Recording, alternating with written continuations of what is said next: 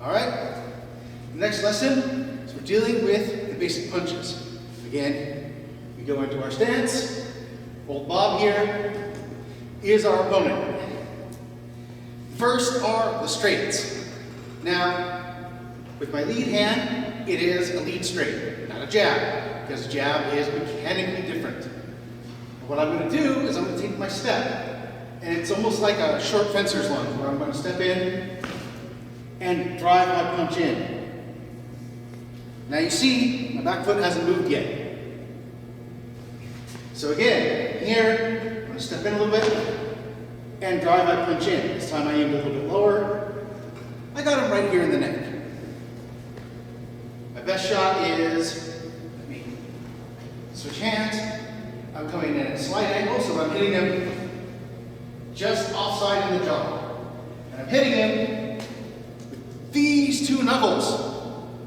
Hitting him with these two knuckles is bad. This is how you hurt yourself.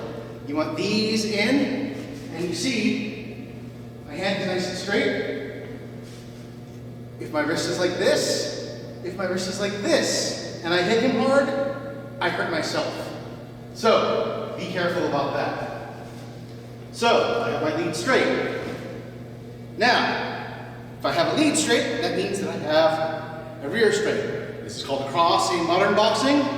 So I'm going to let my back foot just come up a little bit because I'm going to turn. This hand's going to go straight and drive it through. He's a little bit taller than me when I'm in this stance, so I'm aiming a little low. But if I'm thinking about it, and I'm here, I've just hit him with the first one, I drive up right to the jaw. And again, I'm hitting with those first two knuckles.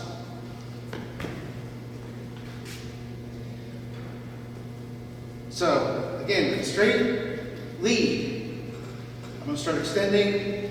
The last second, I step, and I come in. And I let the back foot come up a bit, turn.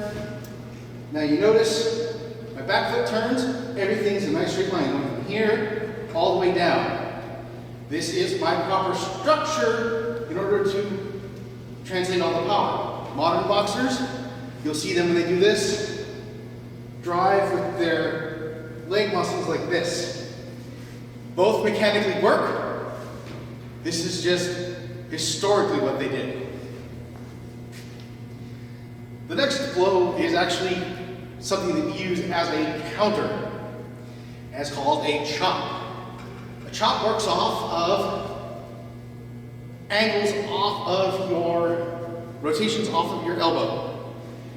So if I block something, now I'm in a position to chop him. This could be a back fist, like you would know. It could also be a hammer fist. It doesn't matter the angle, if I'm coming from below or above or the side. That rotating snap motion is what makes it a chop. I can do it with either side. If I have to block here, maybe, I can then chop straight out of it. The third is for infighting. What is infighting, you ask? Infighting is for when the distance becomes just a little too close. I can't throw that straight because if I hit him here and try to run the straight, I'm just trying to push him back. I'm not punching him. So I have to make this shorter. So I'm in here. I drop my hand.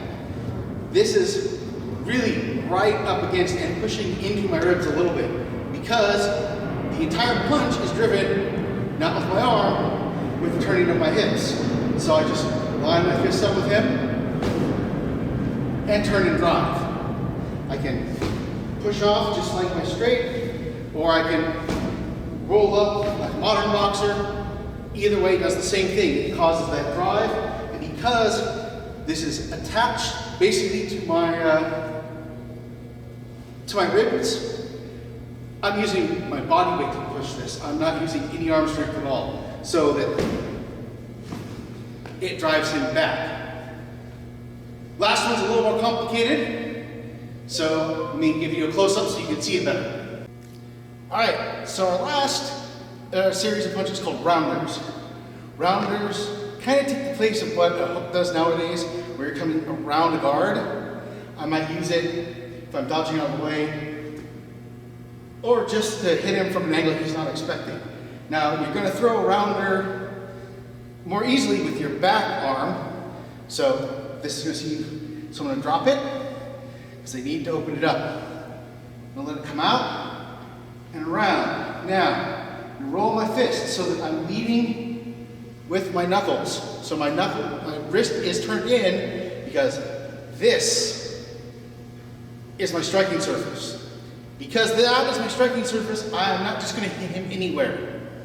I'm going to go carry through his nose, because that's going to hurt, make his eyes water, or I'm going to carry around behind his jaw. Now you can see, here's his ear, I'm behind his ear, so that I hook and bring him forward.